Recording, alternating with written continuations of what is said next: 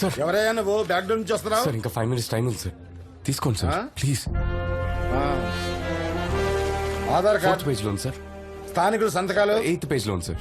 Documents okay. Thank you sir. ఎందుకే photo తీస్తున్నావు? ఊరికనే సేఫ్టీకి సార్. Smile please.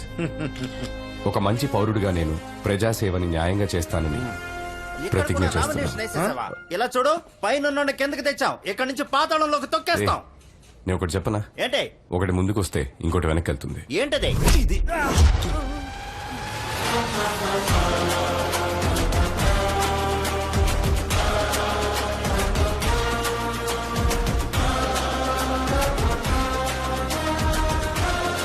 అన్నా, వాడు ఎక్కడ కూడా నామినేషన్ వేసేసాడు. రేయ్, పబ్లిక్ ముందు వాడిని ఏం చేయకండి, సైలెంట్ గా ఉండండి, తర్వాత చూసుకుంటాం.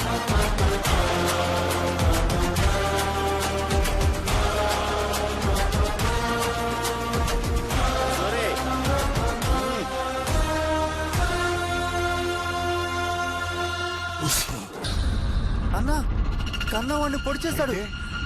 నువ్వు సావవు తమ్మి, లివర్ కి తగలకుండా పొడిచిన. నువ్వు ఎమ్మెల్యే కావడానికి ఇదొక ప్లస్ పాయింట్. నాకు రాజకీయం తెలియదు, నేనొక రౌడీనని అన్నాడు వాడు. రాజకీయ నాయకులు పుట్టేదే రౌడీల వల్ల అని మర్చిపోయినాడు. నేను జైలుకు పోతా, నువ్వు రెడీ అయి అసెంబ్లీకి పో. ఆల్ ద బెస్ట్ తమ్మి.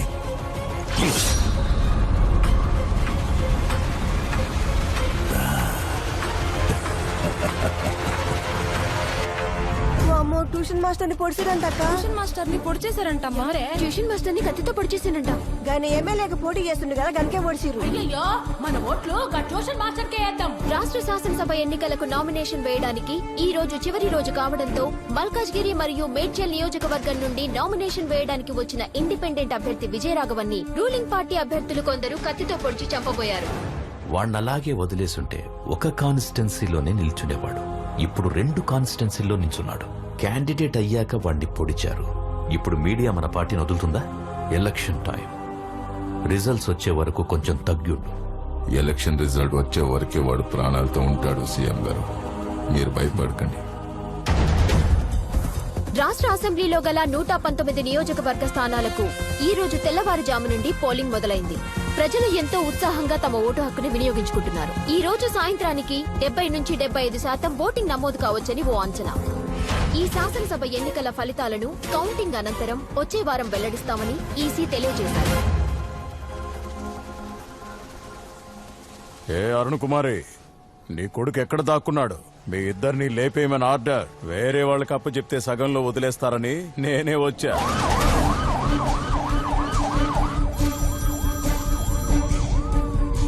హలో సార్, ఒక బ్యాడ్ న్యూస్. మనం 100% గెలిచే ఇల్లందు నియోజకవర్గంలో ఈసీ ఓటింగ్ ఆపేస్తుంది. కావాలనే చేశారు సార్. అసెంబ్లీ ఎన్నికల ఓటు కౌంటింగ్ నడుస్తున్న ఈ టైంలో ఓ పార్టీ నాయకులు డబ్బులు పంచుతున్నారని ఇల్లందు నియోజకవర్గంలో ఎలక్షన్ కమిషన్ కౌంటింగ్ నిలిపివేశారు. వాళ్ళు ఖచ్చితంగా గెలిచే స్థానంలో ఓట్ల కౌంటింగ్ ఆపేయడంతో అధ్యక్షుడు రాజేంద్ర కుమార్ సభ్యులతో చర్చించడానికి పార్టీ ఆఫీస్కు బయలుదేరారు. ఎలక్షన్ కమిషన్ ఒక నియోజకవర్గంలో ఓట్ కౌంటింగ్ ఆపేశారు. దానివల్ల మీ పార్టీ ఓడిపోతుందంటారా? ఇది అపోజిషన్ పార్టీ సెంట్రల్ గవర్నమెంట్ చేసిన కుట్ర. ఈసారి కూడా మేమే గెలవబోతున్నాం. ప్రభుత్వాన్ని మళ్ళీ మేమే ఏర్పాటు చేస్తాం.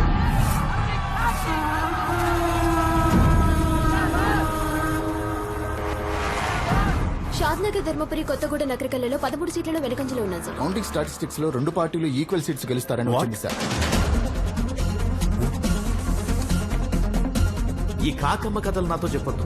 లీగాలిటీస్ నాకు తెలుసు. స్టే ఆర్డర్ ఏమైంది? క్యాన్సిల్ అవుతుందా లేదా? ఏంటి, బాగానే వెళ్తుందిగా? ఇప్పటిదాకా బానే వెళ్ళింది, కానీ 25 నియోజకవర్గాల్లో అపోజిషన్ వాళ్ళకి ఓట్లు ఎక్కువ వచ్చాయి. ఇదే కంటిన్యూ అయితే ఆ 25 ప్లేసెస్ లో వాళ్ళ క్యాండిడేట్స్ గెలుస్తారు. మనకు 100 సీట్లు వస్తాయనుకున్నాం, కానీ ఇద్దరికి సేమ్ వచ్చేలా ఉన్నాయి. ఇద్దరికి సేమ్ సీట్స్ వస్తాయి. గవర్నమెంట్ ఎవరూ ఫామ్ చేయలేరు. మనం 58 లీడ్ లో ఉన్నాం, వాళ్ళు 58 లీడ్ లో ఉన్నారు. ఒక నియోజకవర్గంలో కౌంటింగ్ ఆపేశారు. ఇప్పుడు మిగతా 2 చోట్ల గెలిచిన వాళ్ళు సపోర్ట్ మనకు కావాలి.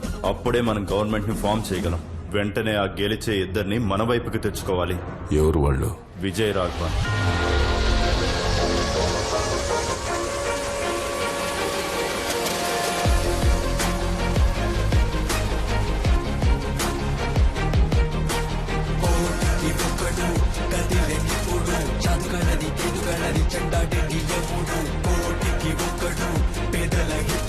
ఎవరొచ్చిన లెక్క చెక్కని పొగరు నా ప్రజలే అతని బలం.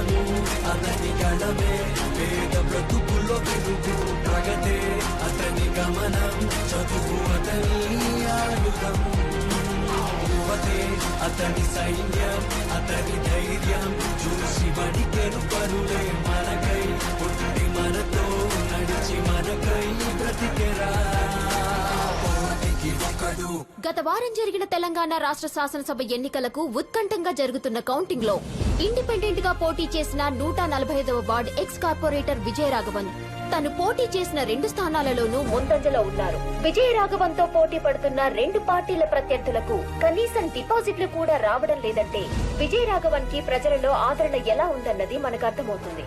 ఎలక్షన్స్ లో పోటీ చేస్తున్న 2 పెద్ద పార్టీలు మెజారిటీని సాధించలేకపోతున్న ఈ సూర్య నుంచుంటే మీరు కూర్చుంటారా రండి. అయోమయానికి గురి చేశారు. ఇంచుమించు విజయాన్ని ఖరారు చేసుకున్న విజయరాఘవన్ ఇప్పుడు ఏ పార్టీకి తన మద్దతిస్తాడన్నది మనం వేచి చూడాలి. మనం అతన్ని కన్విన్స్ చేసే లోపే అపోజిషన్ వాళ్ళు కన్విన్స్ చేయడానికి ట్రై చేశారేమో. ఒకసారి మన వాళ్ళతో ఫోన్ చేయించి చెక్ చేయించు. సార్ విజయరాఘవన్ కి ఫోన్ ట్రై చేస్తున్నారు సార్. ఆల్రెడీ వాళ్ళు విజయరాఘవన్ కి ఫోన్ చేశారంట సార్, కానీ తను పిక్ చేయలేదంట. మెజార్టీ రాని ఎలక్షన్ అని మీడియాలో న్యూస్ వస్తుంది సార్. గవర్నర్ టేక్ ఓవర్ చేస్తారని హెడ్లైన్స్ వస్తున్నాయి sir. Prime minister governor phone లో మాట్లాడుకున్నారు. గవర్నర్ చేతికి రూల్ వెళ్ళకూడదు, అపోజిషన్ కి పవర్ వెళ్ళకూడదు. అసలు మీ చట్టాలు ఏం చేస్తున్నాయా? సార్ వాళ్ళు ప్లాన్ చేసి స్టే ఆర్డర్ తెచ్చారు సార్. దాన్ని ఎలాగైనా క్యాన్సిల్ చేయొచ్చు, కాకపోతే ఒక వారం లాగేస్తారు. ఆ ఒక్క వారం పవర్ లో లేకపోతే ఏమైనా జరగచ్చు. ఆ విజయరాఘవన్ 2 స్థానాల్లో లీడింగ్ అవును sir. Malkajgiri made sir confirm గా గెలుస్తాడు సార్. పొజిషన్ ఏంటి సార్ సెంట్రల్ నుండి ఫోన్ వచ్చింది. విజయరాఘవన్ కి ఫోన్ చేసి తనని ఎలాగైనా మన పార్టీలోకి లాక్కోమంటున్నారు. ఏంటయ్యా, ఒక పక్క మనం గెలవబోయే స్థానంలోనేమో కౌంటింగ్ ఆపేశారు, ఇంకో పక్క విజయరాఘవన్ 2 స్థానాల్లోనూ గెలిచాడు. మన గవర్నమెంట్ చేయి జరగకూడదు. ఉన్న పెండింగ్ కేసులన్నీ పుటప్ చేసి సగం మందిని లాగేస్తారు. ఎంత అడిగినా ఇచ్చేద్దాం. పోయి ఆ విజయరాఘవన్ తో డీల్ మాట్లాడు. నేను ఇన్ని సంవత్సరాలు బయటికి రాకపోవడానికి కారణం సూర్యకిరణాలు తగిలి నా శరీరం మండుతుందని కాదు. నా శరీరానికి తగిలిన గాయం కన్నా నా గుండెకి తగిలిన పెద్ద గాయం ఏంటంటే ఈ ఊరికి నేనేం చేయలేకపోయానే అని. నా ఆశయాన్ని నువ్వు నెరవేరుస్తావని నేనింకా ప్రాణాలతో ఉన్నానురా. నేను పబ్లిక్ పార్టీ కోశాధికారిని మాట్లాడుతున్నాను తమ్ముడు. 2 నియోజకవర్గాల్లో గెలిచారు. కంగ్రాచులేషన్స్. మీకు 30 సీట్ పంపిస్తాం. క్యాష్ అయినా ఓకే, లేదా ఏ సిటీలో ఏ బ్యాంక్ అయినా ఓకే. ఆ పార్టీకి మీ సపోర్ట్ కావాలి. 30 కాదంటే 40, 50 అయినా పర్లేదు. ఓకేనా తమ్ముడు? ఇప్పుడు 50 తీసుకోండి. గవర్నమెంట్ ఫామ్ చేసాక ఇంకో 50 ఇస్తాం. మొత్తం 100 కోట్లు. ఓకేనా? మీరు చెప్పేది మెసేజ్లు పెట్టండి.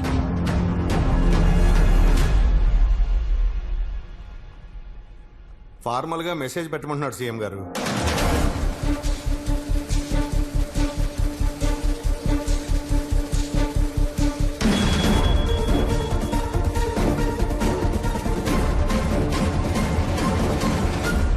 భగీరథ, అతనికి మన పార్టీ వాళ్ళకేవో గొడవలున్నాయని చెప్పావు. అందుకే అతను రాజకీయాల్లోకి వచ్చాడన్నావు. ఇంతకేంటా గొడవ? కాలేజ్లో వాడిని సీటు నుండి తోసేశారు. ఆహా, అప్పుడు ఆ సీట్ నుంచి తోసేశారని ఇప్పుడు ఏ సీట్ అడుగుతున్నాడు తెలుసా? సీఎం సీట్ అడుగుతున్నాడు.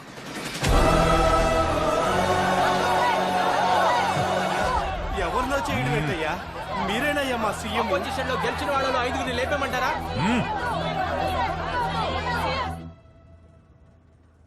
కౌంటింగ్ స్టాప్ చేసిన ఆ కాన్స్టిట్యున్సీలో మనమే గెలుస్తాం.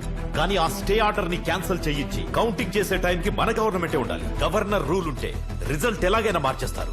అప్పటి వరకు 1 వీక్ 10 డేస్ పవర్ మన దగ్గరే ఉండాలి. నేను సీఎం అవ్వడం ముఖ్యం కాదు, గవర్నమెంట్ మనం ఫామ్ చేయడమే ముఖ్యం. ఏం మాట్లాడుతున్నారు సార్?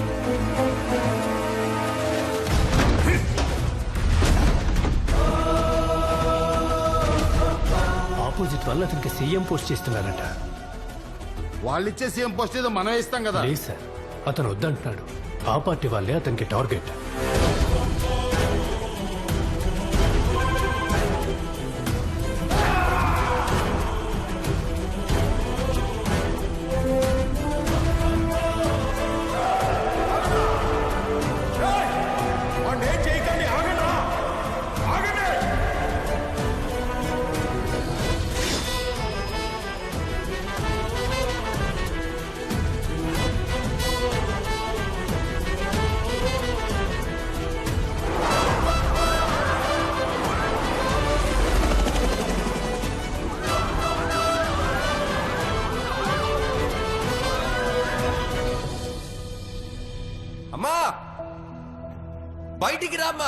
ఒరే రాఘవ, అమ్మ కోసం ఒక పని చేస్తావా? ఏంటమ్మా?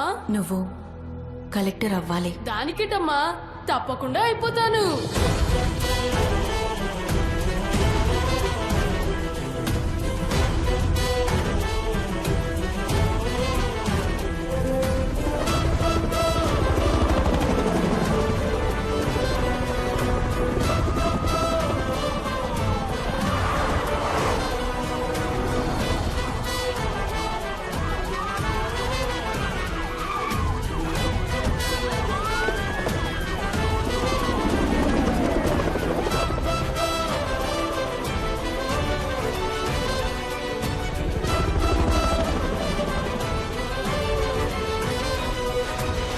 నువ్వు చేసిన తప్పులన్నిటికీ ఈ రోజు ముగింపు దొరకబోతుంది. వదలను నిన్ను, ఇంచు ఇంచు లెక్క తేలుస్తా.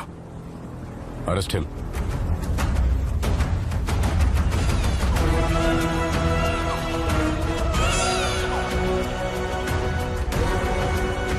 అతనికి ఏ అథారిటీ ఇవ్వం. అతను ఒక డమ్మీ సీఎం లా పెట్టుకుందాం. అతనికి ఏ సైన్ పవర్ ఉండదు, ఏ అప్రూవల్ అతని దగ్గర ఉండదు. మంచి ఆకలి మీదున్న సింహాల మధ్య చిక్కుకున్న జింకలా ఉండాలి వాడు. వాడి అవసరం తీరిపోగానే నువ్వు వాడిని ఏమైనా చేసుకో. వాళ్ళ అమ్మ కూడా ఒకప్పుడు మన పార్టీ అంటగా. ఏదో ఇండిపెండెంట్ గా గెలిచాడని చెప్పకుండా అమ్మ కొడుకులిద్దరూ మా పార్టీయే రెబల్స్ గా గెలిచి తిరిగి వచ్చారని న్యూస్ ఇవ్వండి.